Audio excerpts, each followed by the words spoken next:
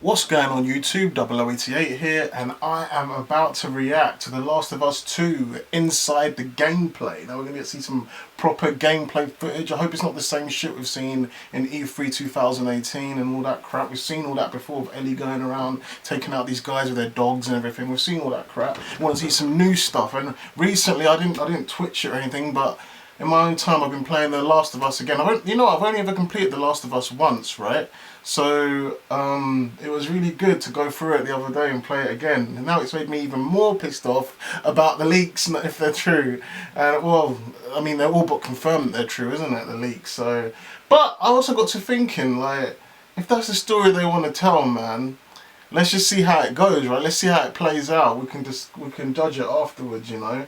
I know there's a lot of people on YouTube that have already said I'm not buying it, and I don't really want to put $60. I keep saying, because everybody says $60. I watch all these Americans talk about it. For me, it'll be about £50 or £40. I know Resident Evil 3 was £50, and that hurt me. That hurt me because that game was, I don't know, man, that game was very short. It felt like DLC for Resident Evil 2, and it was not a good remake of Resident Evil 3. That's one of the first Resident Evils I didn't like for a long time. So yeah, I feel bumped by that 50 quid that I spent on that. So spending another 50 quid, only like, what, 2 months later, on Last of Us Part 2, after what I've heard, will piss me off. But lucky for me, I think I might be getting it as a gift, or my sister might be getting it, so I'll just play her one. So it's all right. I'm not spending money on it. That's all I know. But I'm still gonna play it and see what it's like. But yeah, playing the original game, man, it was good. Like the gameplay, the game is so linear, and everyone always says it feels like you're playing a movie, but the gameplay, like the intensity of the fighting, is some of the best fighting I've ever seen in video game. Like, could you imagine The Last of Us gameplay but in an open world? How sick that would be. Like, the fighting is so intense, the camera angles, the way it zooms in, Joel punches bad guys in the throat. Like, it just feels like you're really trying to survive, and that's one of the things I love about Last of Us, just the brutality of the fighting and the shooting. Even when you're shooting someone, it feels intense. But yeah, in terms of the storyline, I don't know. But anyway, we're looking at the gameplay today. Let's watch Ikuzo. What the gameplay needs to do PS4 is Pro. immerse you in the world. Turn this up. Give you as many interesting actions to survive in this world and overcome obstacles. And obstacles could be infected, it could be other people. It seems different after playing the other one. It could be rushing water. Anything that could happen. That was so story cinematic like that. It wasn't really. But more than anything, it needs to put you in Ellie's shoes. That you're experiencing what Ellie's experiencing. Druckmann. Feel what she feels. Because the more we do that, the more the emotional beats of the story work for us, and the more they work for us in this very unique way that only works in video games. Man, it's such a different perspective seeing like older Ellie after playing the old one so recently. The Last of Us Part 2 is putting you in the shoes of Ellie. And everything that means, said that already. It means giving you a threat constantly as this world has. The graphics are just insane. It means giving you the hard choices.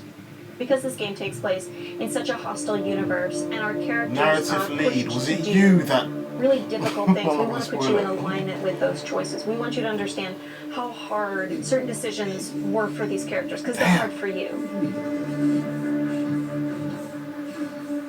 I would say the overarching philosophy of how we approached designing the game mechanically is how can we take things to the next level. Yeah, man, I don't know how these clickers. Everything kind of comes out I feel like the whole story. The whole way you're gonna play is gonna be so different now. Systems. Yeah, she can crawl now. She can go one is you have to feel the pressure of survival.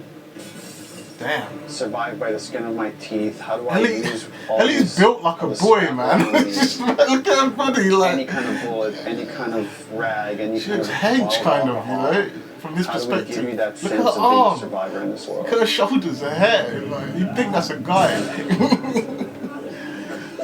But I know some lesbians like that, so it's realistic. Ellie is very small compared to Joel and more nimble. Are you sure about that? She's pretty big to me. How do we make you feel like you're not the strongest person in the room? I appreciate that, though. I appreciate they acknowledge that. They didn't make Ellie have the same moves as Joel. That would have been stupid. Because Joel's a beast. Like, Ellie has to do things a bit differently. Therefore, it meant creating I love that little character dodge and there. systems and mechanics that allow you to be much more nimble. And that's where we added a jump button. Oh. In the first game, we had a clamber button, but not really jumping. Oh. And here, Ellie can jump. The combat scenarios are much more vertical, where Ellie can use elevation to her advantage. Cool. Prone is a huge, huge one. Prone, obviously, it means to lay flat on the ground. Something so simple, again, something that in real life you'd be able to do.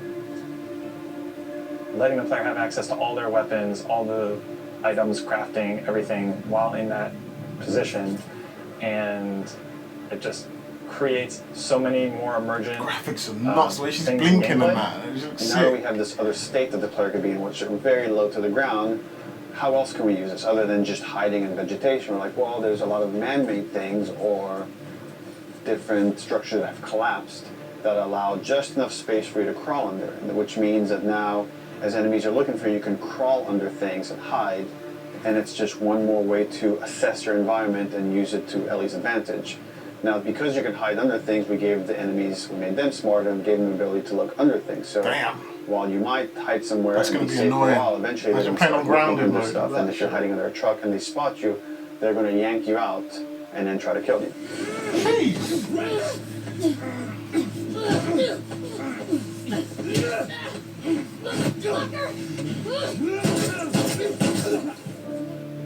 Dodging is a big one because now with It's not about dodge, female characters and just anytime like you're swearing in at people. I you're don't know in what a- that is. a scuffle, I'll talk about that in a you minute. have a chance I remember. to get away. Damn. You have a chance to counterattack.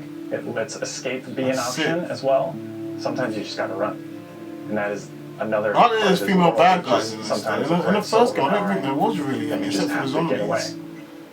When you are partially hidden, or you're like you're in grass, that means people from afar can't see you, but people from closer can kind of see you. Damn, see the They will eventually part. You're glass not break on the completely hidden car. when you're in grass. She went into the grass.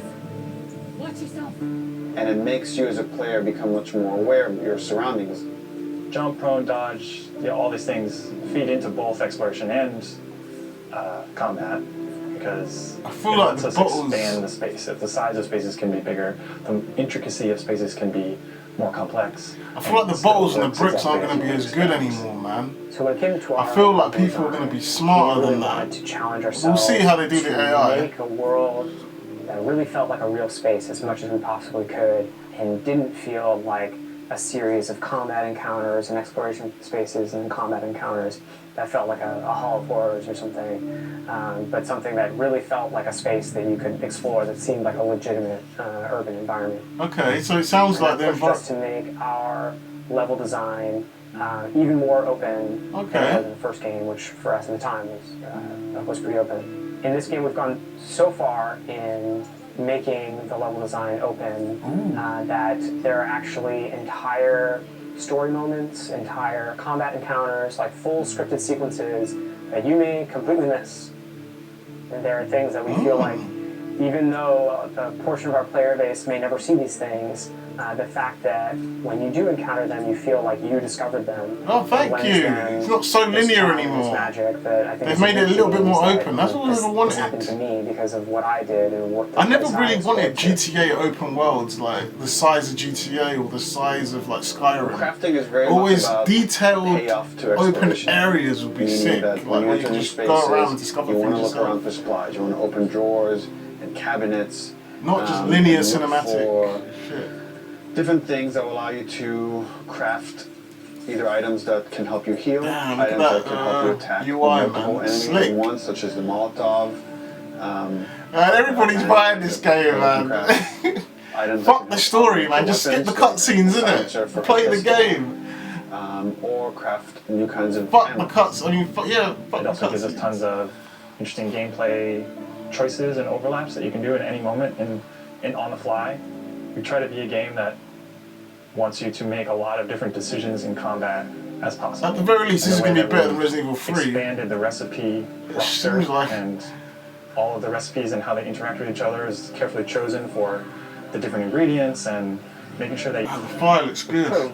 much stronger emphasis on the importance of the choices you make in the long term for your character. Thought she was going to get her through porn and that the she did weapon last upgrade time. system, through the player upgrade system. There aren't enough resources in a single playthrough to fully upgrade your character. The choices that you make, you're going to have to live with. And we want to make sure that all of the choices. First that you game make felt similar. I felt like I really couldn't completely noticeable upgrade and tangible Joel in the effects first on game the as way well. that you play.